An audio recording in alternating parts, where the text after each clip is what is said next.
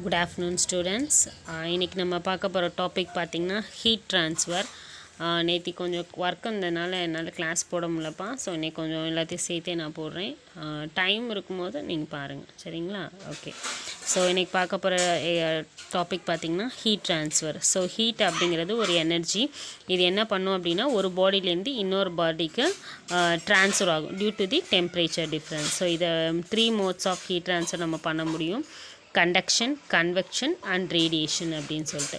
So first நம்ம பார்க்க போகிறது கண்டக்ஷன். ஸோ கண்டக்ஷன் அப்படின்னா அது ஒரு direct transfer of heat due to the temperature difference. So இதில் என்ன பண்ணுறோம் அப்படின்னா 2 ஆப்ஜெக்ட் எடுத்துகிட்டு டைரெக்டாக ஒன்றோட ஒன்று அனதர் ஒரு பாடியிலேருந்து இன்னொரு பாடிக்கு ஹீட்டை வந்துட்டு ட்ரான்ஸ்ஃபர் பண்ணும் from hotter object to the colder object அப்படின்னு சொல்லிட்டு. So the object which allow heat to travel easily through them are call conductors. Okay. So next நம்ம பார்க்க போகிறது தெர்மல் கண்டக்டிவிட்டி அப்படின்னா என்னென்னு பார்க்க போகிறோம்.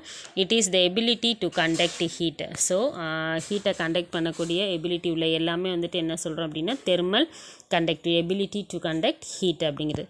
ஸோ இதில் பார்த்தீங்க அப்படின்னா உங்களோட குவான்டிட்டி ஆஃப் ஹீட் ட்ரான்ஸ்ஃபர் வந்துட்டு ஒரு மெட்டீரியலோட பர் யூனிட் லென்த்லேக்கும் அதே யூனிட் சர்ஃபேஸ் ஏரியாவுக்கும் உங்களோட யூனிட் டெம்பரேச்சர் டிஃப்ரென்ஸை நம்ம ஸ்டடி பண்ணுறது தான் தெர்மல் கண்டக்டிவிட்டி அப்படிங்கிறது. அதாவது எல்லாத்தையுமே வந்துட்டு பர் யூனிட்டுக்கு நம்ம கேல்குலேட் பண்ணுறது தான் தெர்மல் கண்டக்டிவிட்டி. ஸோ இதோட கண்டிஷன் பார்த்திங்க அப்படின்னா ஒரு ஸ்டெடி ஸ்டேட் கண்டிஷனாக இருக்கும். அதாவது ஒரே மாதிரியான ஃப்ளோ உள்ளதாக தான் இருக்கும் அப்படின்னு சொல்லி கொடுத்துருப்பாங்க. ஓகே. ஸோ நெக்ஸ்ட் இதை வச்சு பேஸ் பண்ணி என்ன பண்ணியிருக்காங்கன்னு பார்த்தீங்கன்னா உங்களோட ஸ்டெடி ஸ்டேட்டில் உங்களோட ஹீட்டோட ஃப்ளோ பார்த்தீங்க அப்படின்னா Q அப்படின்னு சொல்கிறோம். இது எதுக்கு ப்ரப்போர்ஷனலாக இருக்கும் அப்படின்னா டெம்பரேச்சர் டிஃப்ரென்ஸ் டெல்டிக்கு ப்ரப்போர்ஷனலாக இருக்கும். இதோட area of cross section A and இது உங்களோட லென்த்துக்கு இன்வெர்ஸ்லி ப்ரப்போர்ஷனலாக இருக்கும். That is the rate of flow of heat. அப்போ எப்படி ஈக்குவேஷன் எழுதலாம்?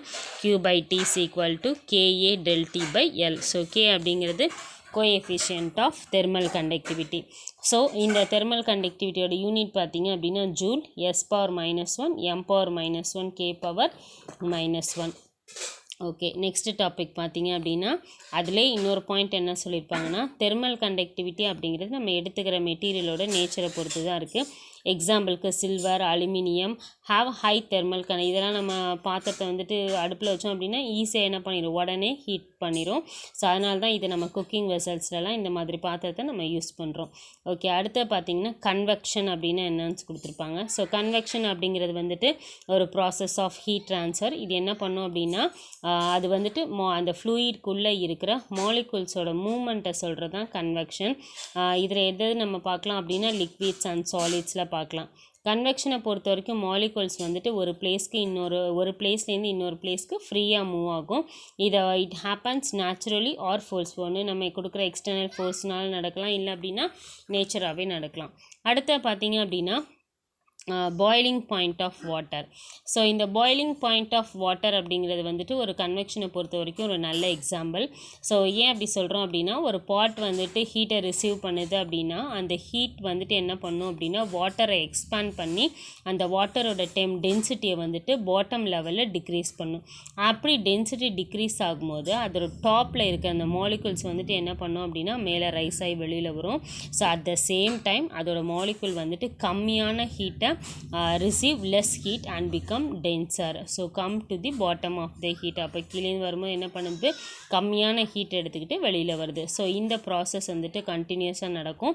Back and forth movement of மாலிகுல்ஸை தான் நம்ம என்ன சொல்கிறோம் அப்படின்னா கன்வெக்ஷன் கரண்ட் அப்படின்றோம். ஸோ இதோட ரூம் வார்ம் பொறுத்த வரைக்கும் இதோட ரூம் ஹீட்டரில் நம்ம இதெல்லாம் யூஸ் பண்ணுறோம். இந்த ஏர் மாலிகுல்ஸ் வந்துட்டு என்ன பண்ணோம் அப்படின்னா ஹீட் பண்ணி will heat up and expand. ஒன்று ஹீட் பண்ணி அதை என்ன பண்ணும் அப்படின்னா எக்ஸ்பேண்ட் பண்ணிக்கும்.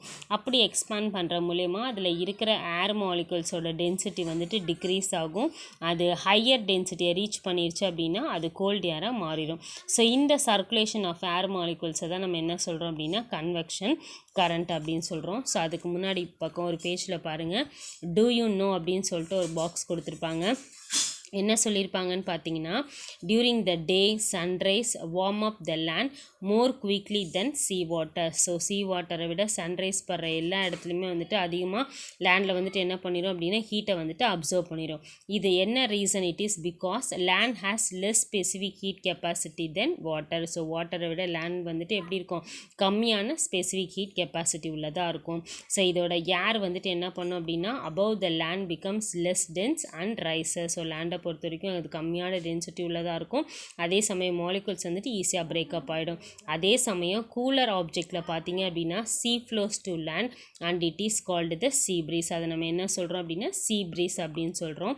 அதே டே டைம், இப்போ இது வரைக்கும் நம்ம பார்த்தது டே டைம் பார்த்துருக்கோம். அதே நைட் டைமில் பார்த்தீங்க அப்படின்னா லேண்ட் வந்துட்டு ரொம்ப கூலராக இருக்கும். ஏன் அப்படின்னா ஸ்பெசிஃபிக் ஹீட் கெப்பாசிட்டி வந்துட்டு அப்போ எப்படி இருக்கும் அப்படின்னா அதிகமாக இருக்கும்.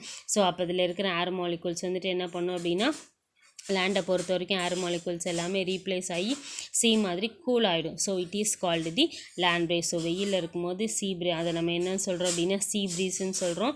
அதே உங்களோட நைட் டைமில் பார்த்தீங்க அப்படின்னா அதை நம்ம லேண்ட் ப்ரீஸ் அப்படின்னு சொல்கிறோம். ஸோ கீழே டயக்ராமில் கொடுத்துருப்பாங்க பாருங்கள், land warmer then water and land cooler then water. Okay, so next நம்ம பார்க்க போகிற டாபிக் பார்த்திங்கன்னா ரேடியேஷன். ஸோ ரேடியேஷன் அப்படின்னா என்னென்னு பார்த்தீங்கன்னா, ஒரு ஹாட் ஸ்டவ்வை வந்து நம்ம என்ன பண்ணுறோம் அப்படின்னா பக்கத்தில் கையை கொண்டு போனோம் அப்படின்னா நம்ம என்ன பண்ணுவோம், நம்மளை அறியாமல் அந்த ரேடியேஷன் நம்ம மேலே படும்போது என்ன பண்ணோம் அப்படின்னா ஒரு ஹீட் எனர்ஜியை நம்ம அப்சர்வ் பண்ணுவோம். ஒரு அடுப்பு பக்கத்தில் நம்ம போய் நிற்கிறோன்னா என்ன பண்ணுவோம், ஆட்டோமேட்டிக்காக நம்ம உடம்பு என்ன பண்ணுவோம், ஹீட்டை அப்சர்வ் பண்ணிக்கும். ஸோ இந்த ட்ரான்ஸ்ஃபர் ஆஃப் ஹீட்டை வந்துட்டு தான் நம்ம என்ன சொல்கிறோம் அப்படின்னா ரேடியேஷன் அப்படின்னு சொல்கிறோம். ஸோ நம்ம சன்லேருந்து எனர்ஜியை ரிசீவ் பண்ணுறது என்னது, ஒரு விதமான ரேடியேஷன். அந்த ரேடியேஷன் வந்துட்டு என்ன பண்ணும் அப்படின்னா வேக்யூமில் ட்ராவல் ஆகி நம்மளோட எர்த்தை வந்துட்டு ரீச் பண்ணுது. அது ஒரு பெக்குலியர் கேரக்டர் ஆஃப் ரேடியேஷனை நம்ம எடுத்துக்கலாம். ஸோ இதுக்கு எந்த ஒரு மீடியமும் தேவை கிடையாது எனர்ஜியை ட்ரான்ஸ்ஃபர் பண்ணுறதுக்கு. அதே சமயம் கண்டக்ஷன் அண்ட் கன்வெக்ஷன் வந்துட்டு கண்டிப்பாக மீடியம் ட்ரான்ஸ்ஃபர் பண்ணும். பட் ஆனால் ரேடியேஷனுக்கு மீடியம் தேவை கிடையாது. ரேடியேஷன் அப்படிங்கிறது அப்போ என்னன்னு சொல்கிறோம், ஒரு form of energy transfers from one body to another by electromagnetic waves. Electromagnetic waves மூலமா ஒரு பாடியிலேருந்து இன்னொரு பாடிக்கு எனர்ஜியை ட்ரான்ஸ்ஃபர் பண்ணுறது தான் நம்ம ரேடியேஷன் சொல்கிறோம். எக்ஸாம்பிளுக்கு பார்த்தீங்கன்னா solar energy from the sun. அதே மாதிரி அடுத்தது பார்த்தீங்கன்னா radiation from the room heater. இதெல்லாம் தான். ஓகே, ஸோ நெக்ஸ்ட் நம்ம பார்க்க போகிற டாபிக் பார்த்தீங்கன்னா Newton's law of cooling. So Newton's law of cooling அப்படின்னா என்ன சொல்லியிருக்காங்கன்னா, ஒரு பாடியிலேருந்து லாஸ் ஆகிற அந்த ஹீட் வந்துட்டு நம்ம பாடிக்கும் சரௌண்டிங்ஸுக்கும் இடையில இருக்கிற அந்த டெம்பரேச்சர் டிஃப்ரென்ஸ்க்கு ப்ரப்போர்ஷனலாக இருக்கும். ஸோ நல்லா புரிஞ்சுக்கோங்க, என்ன சொல்லியிருக்காங்க அப்படின்னா ஒரு பாடியிலேருந்து லாஸ் ஆகிற ஹீட் அப்படிங்கிறது அந்த பாடியில் இருக்கிற அந்த பாடிக்கும் அதை சுற்றி இருக்கிற சரௌண்டிங்ஸுக்கும் இடையில இருக்கிற டெம்பரேச்சர் டிஃப்ரென்ஸுக்கு டைரக்ட்லி ப்ரப்போர்ஷனாக இருக்கும். அப்போ எப்படி எழுதுகிறோம், dq by dt proportional to minus T minus Ts. எதுக்காக இந்த மைனஸ் போகிறோம் அப்படின்னா டெம்பரேச்சர் லாஸ் அப்படிங்கிறதுக்காக. ஸோ அப்போ டி அப்படிங்கிறது temperature of the object, Ts அப்படிங்கிறது temperature of the surroundings. So இங்கே கொடுத்துருப்பாங்க பாருங்கள், டைமை பொறுத்து டெம்பரேச்சர் வந்துட்டு எப்படி டிக்ரீஸ் ஆகுது அப்படின்னு சொல்லிட்டு. அப்போ rate of cooling is highly initially and decreasing with the falling temperature. So temperature fall ஆக ஆக உங்களோட இது வந்துட்டு என்ன பண்ணும் அப்படின்னா கூலாக ஆரம்பிக்கும். அதாவது ஹை டெம்பரேச்சரில் இருக்கிறது கொஞ்சம் கொஞ்சமாக என்ன ஆகும், கூலாக ஆரம்பிக்கும். ஓகே, ஸோ நெக்ஸ்ட் இதை நம்ம எப்படி ஈக்குவேஷனாக பார்க்கலான்னு பாருங்கள். ஒரு ஆப்ஜெக்டோட மாஸ் எடுத்துக்கிறோம் எம் அப்படின்னு சொல்லிட்டு, அது ஒரு specific heat capacity S at temperature T. So TS அப்படிங்கிறது டெம்பரேச்சர் ஆஃப் தி சரௌண்டிங்ஸ். அப்போது ஒரு ஸ்மால் அமௌண்ட் ஆஃப் டிடி, அதாவது டிஃப்ரென்ஸ் இன் டெம்பரேச்சர் அப்படிங்கிறது உங்களோட டைம் டிடியை பொறுத்து ஹீட் லாஸ் ஆகிறத நம்ம எழுத போகிறோம். அப்போ dq is equal to MS into DD. So அப்போ என்ன பண்ணுறோம், ரெண்டு சைடுமே நம்ம டைமை பொறுத்து டிஃப்ரென்ஷியேட் பண்ணுறோம். Dq by dt is equal to ms dt by dt. So அப்போ நியூட்டன்ஸ் லா ஆஃப் கூலிங் படி எப்படி எழுதலாம், dq by dt ஈக்குவல்ட்டுக்கு பதிலாக proportional minus T minus Ts. அப்போ இந்த ஈக்குவேஷனை ப்ரொபோஷனாலிட்டிக்கு பதிலாக என்ன பண்ணுறோம், பாசிட்டிவ் கான்ஸ்டன்ட் ஏ கொடுக்குறோம். அப்போ dq by dt is equal to minus A into T minus TS. இப்போ என்ன பண்ணுறோம் அப்படின்னா ரெண்டு ஈக்குவேஷன் ஈக்குவல் பண்ணுறோம். அதாவது குவான்டிட்டி ஆஃப் ஹீட்டை ரெண்டு சைடும் உள்ளது நம்ம ஈக்குவல் பண்ணுறோம். Minus A into T minus DS is equal to MS into DT by DT. So அப்போ அந்த டெம்பரேச்சரெல்லாம் ஒரு சைடு வச்சுக்கோங்க. அப்போ DT by T minus DS is equal to minus A by MS into DD. So இப்போ ரெண்டு சைடும் maximum கண்டுபிடிக்க இன்டெக்ரல் பண்ணுறோம். அப்போ integral DT by T minus DS is equal to minus integral A by MS into dt.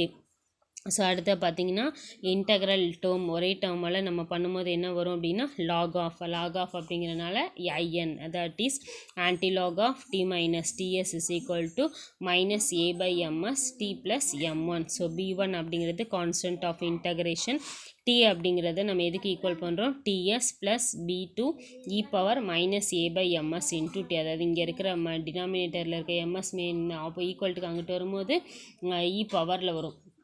So அப்போ e power of minus A by MS into T. So இந்த B two B one அப்படிங்கிறது ஒரு constant term அப்படின்றோம். Okay, so next நம்ம பார்க்க போகிறது என்னன்னு பார்த்தீங்கன்னா லாஸ் ஆஃப் ஹீட் ட்ரான்ஸ்ஃபர். அதாவது இந்த லாஸ் ஆஃப் ஹீட் ட்ரான்ஸ்ஃபர் அப்படிங்கிறதுல என்ன சொல்லியிருப்பாங்கன்னு பார்த்தீங்க அப்படின்னா அவங்களோட ப்ரிவோஸ்ட் தியரி ஆஃப் ஹீட் எக்ஸ்சேஞ்சை நம்ம என்னென்ன மாதிரியெல்லாம் சொல்லலாம் அப்படின்னு சொல்லிட்டு ஒவ்வொரு ஆப்ஜெக்ட்டும் ஹீட்டை எமிட் பண்ணும்போது ஒரு ஃபைனைட் டெம்பரேச்சரில் தான் அதை எமிட் பண்ணும் சரௌண்டிங்கை சுற்றி. அதே சமயம் அந்த சரௌண்டிங்ஸில் வந்துட்டு அந்த ஹீட்டை வந்துட்டு என்ன பண்ணும் அப்சர்வும் பண்ணும். எக்ஸாம்பிளுக்கு பார்த்தீங்க அப்படின்னா இஃப் யூ டச் யாராவது டச் பண்ணோம் அப்படின்னா அவங்களோட ஸ்கின் வந்துட்டு ஒன்று ஹாட்டாக இருக்கும், இல்லை அப்படின்னா கோல்டாக இருக்கும். அந்த பாடியில் இருக்க ஹை டெம்பரேச்சர் வந்துட்டு என்ன பண்ணும் அப்படின்னா ரேடியேட் ஆகி சரௌண்டிங்கில் வந்துட்டு ஹீட்டை வந்துட்டு ரிசீவ் பண்ணி. இப்போ நம்ம வெயிலே நடந்து போகிறோம் அப்படின்னா நம்ம பாடி வந்துட்டு என்ன பண்ணுது சரௌண்டிங்கில் இருக்க அந்த டெம்பரேச்சரை வந்துட்டு ரிசீவ் பண்ணிக்கிது. அதை தான் சொல்லியிருக்கோம். So a body at lower temperature receives more heat from the surroundings than it loses it. So இப்போ ப்ரிவோஸ்டி தியரி படி என்ன சொல்கிறோம் அப்படின்னா idea of thermal equilibrium to radiation.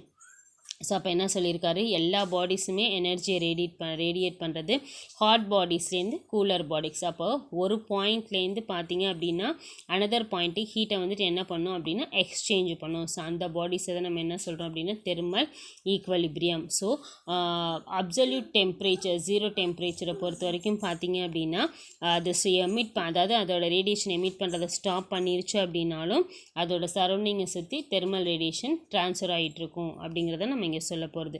So all bodies emit thermal radiation at all temperatures above absolute zero irrespective to the nature of the surroundings. Okay, இதுதான் அவங்களோட ப்ரிவோஸ்ட் theory.